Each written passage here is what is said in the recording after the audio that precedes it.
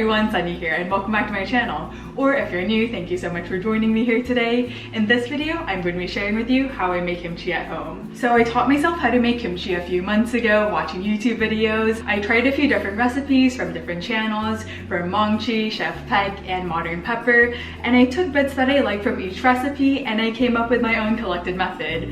I was always intimidated by the idea of making Napa cabbage kimchi, which is the kimchi that we're about to make here today, but it's really not too hard. I want to share my process with you guys and kind of just talk about it in a way that it's not too scary and too intimidating, and hopefully a lot of you guys will be encouraged to make some kimchi at home as well.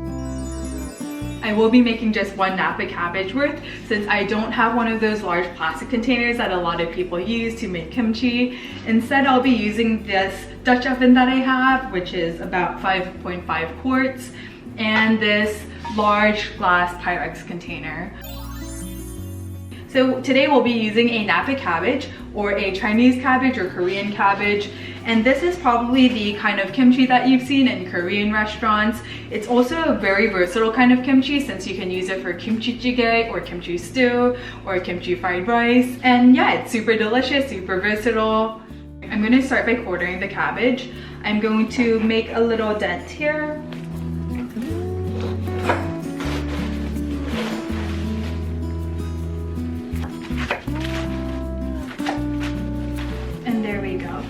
So I'm going to keep the kimchi quarters as whole as possible, which is the more traditional way. And I'm going to give these all a quick rinse since having them wet will help them brine more easily when I spread the salt.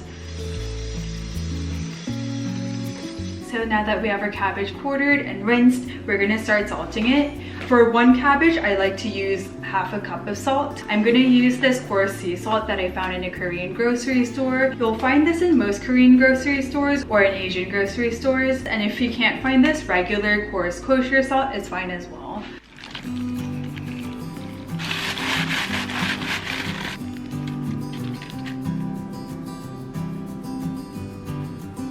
So we finished salting the cabbage and we're gonna let these brine for about 2 hours. We do want to check in about every 15 minutes or so just to mix it around and make sure that the salt is going through all the different layers. In the meantime, I'm going to get started on the kimchi paste or the kimchi glue, which is just water and sweet rice flour or water and regular flour. And that's just the paste or the glue that keeps the whole sauce together. It kind of thickens everything up and gives it a nice texture, and yeah, let's get started on it.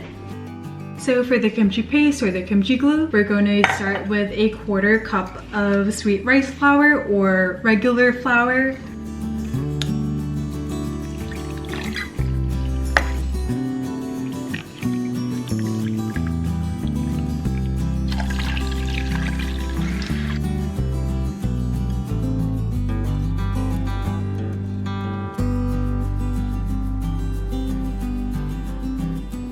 So now that we have our kimchi paste cooling, we're gonna get started on some of the other vegetables that we need for the kimchi. So I have here a Korean radish. We're not gonna use all of it. I'll probably use about 1/3. And we'll also need some green onion or scallion. This is nice because it adds some of that nice oniony flavor. And some people like to use chives as well, but I like to keep my kimchi pretty basic and I just use green onion or scallions. We'll also need some carrots. If you don't want to buy carrots separately just to make kimchi, that's fine as well. I love using a vegetable peeler for these. It just keeps it really simple.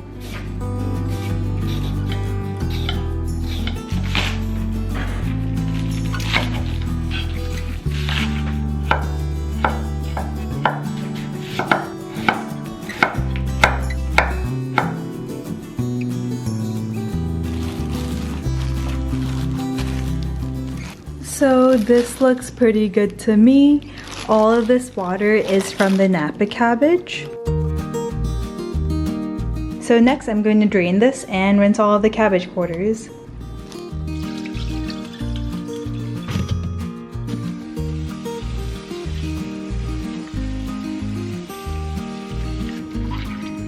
So I'm gonna let the kimchi drain for about 15 minutes, and in the meantime I'm going to get ready on the onion and garlic mixture. I need half an onion and about 8 to 10 cloves of garlic. When it comes to Korean food, I think the more garlic the better.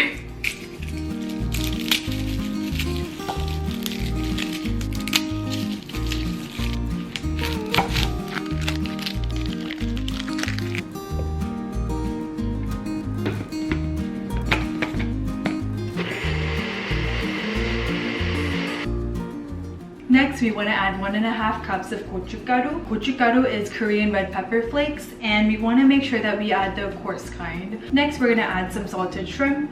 We need about 1 tablespoon, and a rough chop will suffice.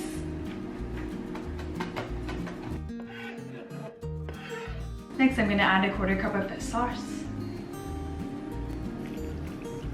1 tablespoon of white sugar, just a little bit of brown sugar, maybe 1/2 tablespoon. So now I'm going to add a little bit of dashida, which is some Korean beef flavored soup stock, and I found that this adds a lot of really nice flavor, and I'm only going to add 1 teaspoon. If you can't find this, it's fine.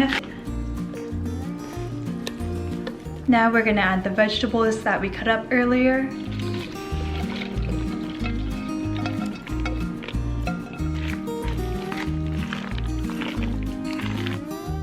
So now that our paste is all ready, we want to make sure that we paint each layer of the cabbage with some of the paste.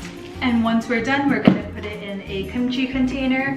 I really like using this double layer container. I got this off of Amazon, and I love it because it really keeps the kimchi smell contained.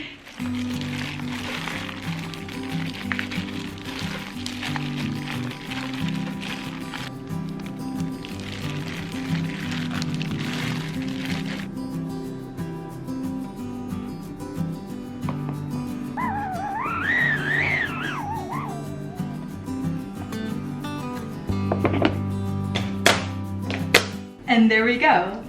I like to leave the kimchi out at room temperature for the first 3 or 4 days, and you do have to burp the kimchi every day, which is opening it and letting some air out, since you will see some movement in there. Anyways, that's it for today, and let's check in tomorrow.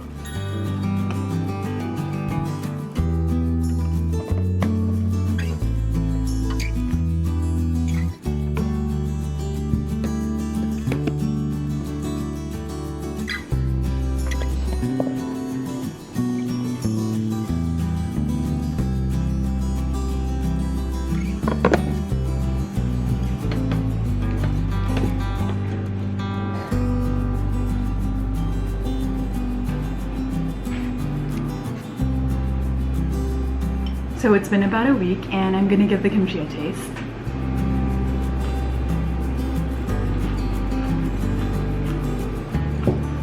Wow, it definitely has a kick to it. I think the kimchi turned out pretty well. It is a little spicier than I expected. I did use 1.5 cups of gochugaru or dried chili flakes instead of 1 cup. So I think I would go back to 1 cup. And I think 1 week was a little too long for fermenting. 4 or 5 days for fermenting at room temperature is perfect. And yeah, those are my lessons learned. Thank you all so much for watching, and I'll see you in my next video.